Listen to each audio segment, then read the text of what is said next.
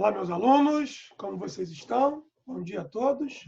Vamos seguir aqui numa nova aula de História do Brasil, dando sequência aos nossos estudos. Estamos ainda estudando o Brasil da República das Oligarquias. Hoje a gente vai concentrar a nossa fala um tanto um quanto na economia cafeeira. E é claro que a política vai entrar, porque na história a política faz parte dela, é inerente a ela. Então vamos falar aqui da economia e pegando elementos também políticos ligados à economia, sobretudo do café no Brasil, da República das Oligarquias. Nós começamos aí compartilhando nossa tela, e a gente vê aí, né, com o PowerPoint, uma obra de Cândido Portinari. Então, fica para vocês, como tarefa, fazer uma pesquisa, né, entender e conhecer quem é Cândido Portinari. Tá? É um homem de família italiana. A maioria dos imigrantes que vieram para o Brasil para trabalhar, brancos, né, de origem branca, claro que o Brasil é um país de população eminentemente negroide, que veio trabalhar como escrava, né, numa diáspora que vieram para cá forçados para trabalhar em função da própria escravidão. Quer seja na lavoura canavieira, na lavoura cafeeira e etc. Mas aqui a obra do Portinari mostra ele, de origem italiana, original de Brodowski, interior de São Paulo. Pesquisa para que vocês façam, né, e se desenvolvam também e busquem um conhecimento mais universal. Bom, a história cobra muito isso da gente. E aí, eu coloquei aqui o quadro que chama-se O Café, de 1935. Tá? Reparem aqui, é bem a obra no estilo do Portinari. Tá? Os homens trabalhando ali na lavoura, na colheita e no ensacamento, levando o café, tá? Para ser beneficiado, claro, e depois também para a exportação.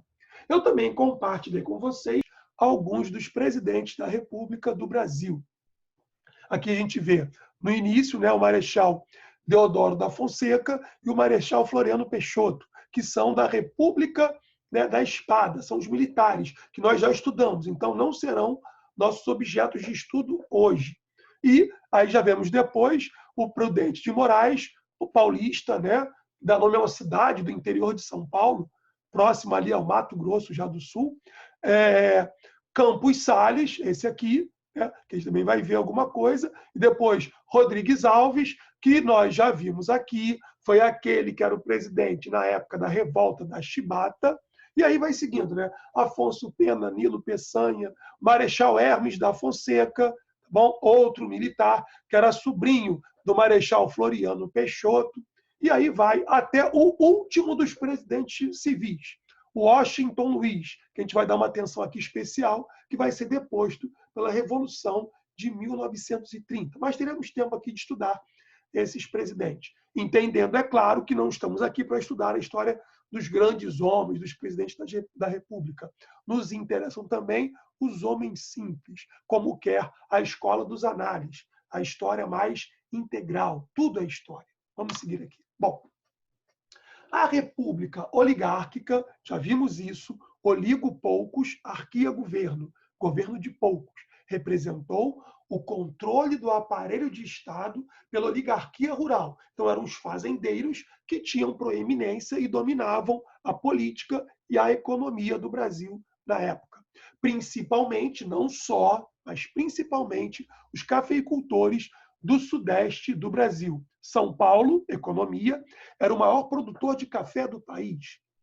Minas Gerais era o maior produtor de leite e o segundo maior produtor também de café. Aí vai entrar o Rio de Janeiro, importante na economia, porque era a capital federal e cresceu com o comércio. Isso às vezes cai também em concurso. O Paraná vai ganhando força, a Bahia também tinha sua pujança e por aí vai. Mas São Paulo e Minas Gerais eram os carros-chefes, né, da economia do Brasil, o que tinha reflexos políticos. Com a autonomia concedida aos governadores, porque o Brasil era e é uma república federativa, então os estados têm autonomia, através da política dos governadores e outros mecanismos de poder. Estes cafeicultores puderam utilizar a estrutura política do Estado para criar as condições necessárias para desenvolver, para favorecer a economia cafeeira. Voltemos aqui rapidamente ao slide anterior. Bem, o presidente, né, o próprio Campos Salles, né, e melhor, o Rodrigues Alves, ele vai fazer um acordo que a gente vai chamar mais à frente, né, do Convênio de Taubaté, que vai favorecer muito os cafeicultores. Mas, como a gente sabe, para que você possa governar e conseguir aprovar uma República Federativa as suas propostas no Congresso, na Câmara dos Deputados e dos Senadores, é necessário ter maioria. O Prudente de Moraes não tinha maioria no Congresso. Bom, o seu sucessor, o senhor Campos Salles, ele vai resolver isso. Como? Estabelecendo o que nós chamamos até hoje de política do toma lá, dá cá. Tá? Que a gente vê agora no governo brasileiro, inclusive. Agora, 2020, junho de 2020. O que ele vai fazer? Para ter a maioria no Congresso, para não ter problemas no Congresso, ele passa a cooptar um bom número de deputados para ter a maioria e poder aprovar os seus projetos, né, suas propostas, ou não ter problemas com suas emendas. E aí o que ele faz? Ele vai aliciando, de certo modo, né, ele vai comprando o apoio dos parlamentares. Tá? Como se fazia isso na República das Oligarquias, né? Na política dos governadores? O presidente da República ele fazia um acordo que ia desde o presidente da República, isso é a política dos governadores. Por favor, atentem para poder entender. O presidente da República fazia acordo com os governadores. Os governadores faziam acordos com os deputados, com os senadores, que viriam a ser eleitos. Isso também chegava, inclusive, aos prefeitos e aos vereadores. Então, era um esquema de corrupção extremamente complexo, né, grande, que ia do presidente da República até vereadores. Tá bom? Então, do Executivo Federal ao cargo, né, digamos, minoritário a nível municipal, do vereador. Como ele fazia? O presidente da República criava um esquema em que ele favorecia a vitória dos candidatos que apoiassem o governador, que tinha o apoio dele, do governo federal. Então, ele criava um mecanismo de fraude eleitoral, de corrupção eleitoral, para que ganhassem as eleições os candidatos que, uma vez eleitos, iam dar apoio ao governo dele no Congresso. Esses deputados fariam a aprovação das propostas do governo federal e, em troca disso, eles ganhariam recursos, eles ganhariam aprovação para poder manter o seu curral eleitoral a nível local. Então, era um esquema de corrupção da República das Oligarquias que, até hoje, de certo modo, né, ele persevera entre nós, infelizmente, que fazia com que o presidente tivesse apoio no Congresso Nacional, tá bom? Entre os deputados e também entre os senadores. Bom, mas vocês poderiam colocar, e se um candidato da oposição vencesse? Simplesmente, o governo criou a comissão, anotem, a Comissão Verificadora de Poderes.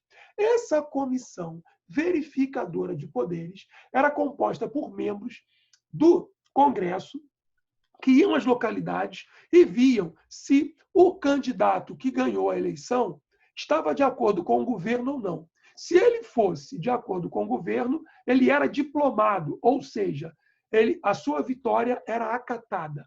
Do contrário, a sua vitória era embargada, se argumentava fraude e etc. Quem já leu, quem conhece o livro, né, O Triste Fim de Policarpo Quaresma, de Lima Barreto, há uma explicação, né, há uma representação muito bem feita da política dos governadores e da comissão verificadora de poderes. Na obra do Lima Barreto, né, o Policarpo Quaresma é um homem patriota de verdade, não de mentira, incorruptível. E ele se tenta, né, aliciar o Policarpo Quaresma, que não aceita. E ele vai ser prejudicado porque não aceitou se corromper. É país, né? Então, o que acontece? A política dos governadores era um esquema montado a partir do governo federal, que as instâncias municipais, tá bom? Passando pelo Congresso, pelos senadores e deputados federais, que dava ao presidente da República a maioria no Congresso. Isso fazia com que o presidente pudesse aprovar a sua política econômica, que basicamente era o quê? Defender, como está aqui no slide, a economia cafeeira. Que tristeza. Por favor, não confundam isso com política do café com leite, que é algo muito mais simples, tá? Para a gente poder entender. A política do café com leite era basicamente o revezamento de políticos paulistas e mineiros no poder executivo federal. Como se dava isso? Né? Prudente de Moraes Paulista deu lugar a Rodrigues Alves, né? Também paulista, que vai dar lugar a Afonso Pena, que é de Minas Gerais. E aí a tendência é que os presidentes da República fossem se revezando, paulistas e mineiros. Daí a expressão café com leite, porque paulistas e mineiros se revezavam no poder. Seguimos adiante, né? Após os 2 primeiros governos militares, que já vimos em outras aulas, os grandes fazendeiros paulistas e mineiros, que se revezavam no poder, só para lembrar, daí café com leite, puderam realizar, durante a presidência de Prudente de Moraes, a transição para os governos civis, que vai durar até 1930, que a gente vai ver aqui. O principal desafio a ser enfrentado pelos governos subsequentes era estabilizar a economia e manter a lucratividade da produção cafeeira brasileira. O café era, na época, o principal, né, de longe, o principal produto que garantia a economia brasileira. Então, não é de hoje que o Brasil é um exportador de commodities, e o café é commodities. A crise econômica tinha origens nos primeiros governos da República, ocasionando inflação, aumento da dívida externa do país, com os credores internacionais. Lembrem-se que aqui o maior credor do Brasil não eram os Estados Unidos, tá bom? Ainda era a Inglaterra. Até o fim da Primeira Guerra Mundial, o Brasil vivia ainda numa esfera de influência britânica. Para enfrentar esta situação, o presidente Campos Salles, de 1898 a 1902, aqui é o seu mandato, conseguiu realizar um acordo com os banqueiros internacionais. Terrível esse acordo para a economia do Brasil, chamado Funding Loan, né? Que é um fundo de empréstimo, tradução literal, Funding Loan, fundo de empréstimo para saldar a dívida pública, porque a economia dependia muito do café. Se a safra fosse muito grande e o preço do café não fosse muito bom no exterior, o Brasil tinha problemas. Então, como o Brasil era uma economia também monocultora, muito dependente do café, se a coisa não fosse bem para o café num ano, a economia como um todo também era afetada, sofria. Através desse empréstimo, o governo refinanciou a dívida externa, tá bom? Esse dinheiro também foi importante para fazer a reforma urbana do Rio de Janeiro, que nós vimos aqui quando estudamos a reforma, a revolta da vacina, que está em outras videoaulas que vocês têm disponível no nosso canal no YouTube. Em troca, o governo se comprometia a combater a inflação, a penhorar receitas. Olha que tristeza!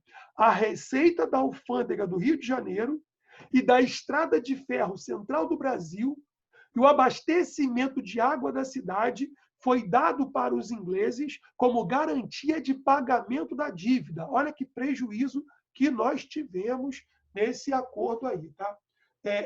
A história fala muito isso para nós, né? Na história, nós vemos que os mortos dialogam com os vivos. Essa política complicada do Campos Salles nos afeta, porque endividou o Brasil, tá bom? Bom, é claro que os mais pobres serão muito afetados por isso aqui. Os governos brasileiros conseguiram conter a inflação durante um período, estabilizar a economia. Isso não quer dizer que os mais pobres foram realmente favorecidos. Mas isto à custa da eliminação de parte do papel moeda. O R$1.000, o dinheiro da época, ficou menor, né? Era menos meio circulante. Para poder conter a inflação, o governo vai fazer uma política de tirar dinheiro do mercado, né? Enxugar o mercado, com menos dinheiro, o pobre também, é claro, vai ter menos acesso, sobretudo ao pobre, o dinheiro. Então, a vida dos mais pobres ficou mais difícil. O resultado, no longo prazo, foi a diminuição da moeda corrente no país. Vimos isso. O que impedia as pessoas, principalmente os grupos sociais mais pobres, de adquirirem produtos no mercado interno. Já a moeda, que se valorizou, né, no mercado externo, na relação da troca com a Libra, favoreceu a importação de produtos. Nossa economia era muito cafeicultora, já vimos. Então, produtos industrializados vinham de fora. Com a moeda mais forte, que não é o caso do Brasil agora, né, em junho de 2020, nesse nosso momento, a importação ficava mais fácil. Agora, nem tanto, encarece. Né? Bom, para os nossos fazendeiros mais ricos, a nossa moeda mais forte no exterior era uma importante moeda de troca para eles. Então, os favorecia. Não favorecia o mais pobre aqui internamente. Tal situação diminuía os postos de trabalho fora da economia cafeeira, criando um círculo vicioso, prejudicial à população pobre do país, que não tinha acesso ao dinheiro e era uma economia muito dependente do café. Você não tem espaço, né, para negociação com outros produtos. Porém, os preços do café no mercado internacional também estavam caindo. Para evitar essa situação, os governadores de São Paulo, principal produtor de café, Rio de Janeiro, também tinha uma economia pujante, era a capital da República, onde o comércio era rico. Minas Gerais, segundo maior produtor de café e primeiro maior produtor de leite. Sugiro que vocês pesquisem um samba de Noel Rosa, em que ele vai dizer, né? Noel Rosa, da Vila Isabel, escola de samba tradicional aqui do Rio de Janeiro, né? Então, Noel Rosa vai dizer, né, num samba dele, São Paulo dá café, Minas dá leite e a Vila Isabel dá samba. O samba é lindo, Noel Rosa, que já foi também questão de prova de concurso aqui no Brasil, na prova do Enem.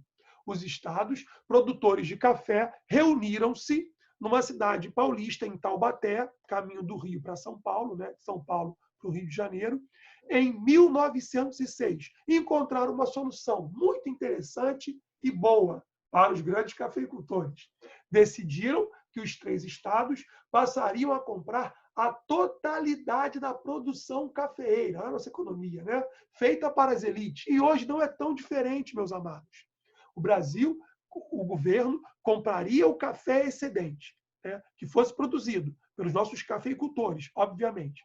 E se o Brasil produzisse muito, muito café e não conseguisse vender no exterior, não tem problema. Os governos comprariam o café, tá bom? E quem paga isso? Ora, a resposta é muito simples, nós sabemos até hoje, né? O povo paga. Então, é uma política econômica que favorece os grandes cafeicultores. Ora, se o café não fosse vendido para o exterior como se queria, ele era comprado pelo governo e armazenado. Se depois de um tempo também não fosse comercializado, não fosse vendido, ele estragava. Mas aí não tem problema, porque o povo paga, né? Os impostos estão aí também para isso, não só, também para isso. Bom, isso aí foi o chamado Convênio de Taubaté, tá bom? Assinado pelo presidente, como a gente já viu aqui, né? Rodrigues Alves, tá bom? Que vai... Ele nem tinha tanto interesse em assinar, mas foi pressionado e assinou. E aí todos nós pagamos, tá? Então a gente teve uma aula para discutir um pouco a economia do Brasil, né? Vamos só fechar aqui com uma ideia um pouco o que existia além do café, que era uma economia subalterna ao café. O café era definitivamente o principal produto. O fumo, utilizado na troca de escravos, lá no Império, né? E também no Brasil colonial. Quem nunca ouviu falar do doce fumo da Bahia, que eles colocavam açúcar no fumo, era um fumo doce, e ele era mais valorizado na África para fazer a troca de escravos. Então, ele fazia parte da economia, aqui o fumo, tá? Ligado ao tráfico negreiro, como a gente viu. A partir do momento em que a Inglaterra fez pressão para extinguir essa atividade, que vai acabar em 1850, com a lei que vai acabar com o tráfico negreiro, né, no Brasil, ele não vai ter mais tanto peso e vai ser consumido, claro, no mercado interno, mas não vai ter a renda, não era rentável como era antes, tá bom? Bom, o algodão brasileiro sofria a concorrência do algodão americano. O algodão norte-americano era melhor que o algodão brasileiro. Mas o Brasil conseguiu ter um momento em que vendeu muito algodão.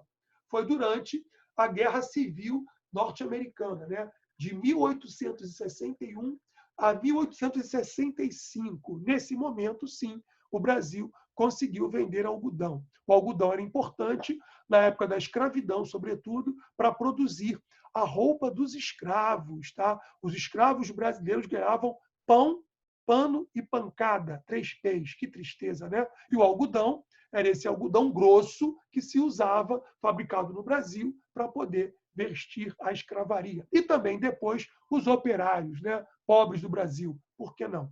A cana-de-açúcar, do período colonial, foi o que mais deu dinheiro para o Brasil, tá? Até mais do que o ciclo do ouro. Só que agora, nesse momento histórico, a cana-de-açúcar já entrou, vamos dizer, em decadência, sobretudo depois da invasão dos holandeses ao Brasil. Isso lá em 1824, perdão, em 1624, 1630, lá no século XVII. E da pecuária, né? Que se aproveitava, sobretudo, o couro, tinha valor comercial, e a carne que servia para fazer o charque, carne seca, que alimentava, inclusive, os escravos brasileiros. Mas a nossa carne não conseguia competir bem com o charque, né? Argentino e uruguaio, que tem melhor qualidade, né? Com aquele gado criado naquelas planícies lá dos Pampas, né? Uruguaios e argentinos. Bom, então, nossa aula se encerra por aqui. Discutimos a economia do Brasil na República das Oligarquias, tendo como base o café, né? Dando aqui o espaço para a produção do leite, que tinha um consumo também mais interno, e também vimos aqui, né, algumas atividades que eram complementares, como o fumo, o algodão, a cana-de-açúcar e a pecuária. Então, fechamos nossa aula sobre economia e continuaremos ainda estudando agora a política no Brasil da República das Oligarquias. Meus queridos, um grande abraço para vocês, tá bom? Uma boa semana e não percam o foco nos estudos. Paz e bem, um grande abraço a todos e todas. Tchau, tchau.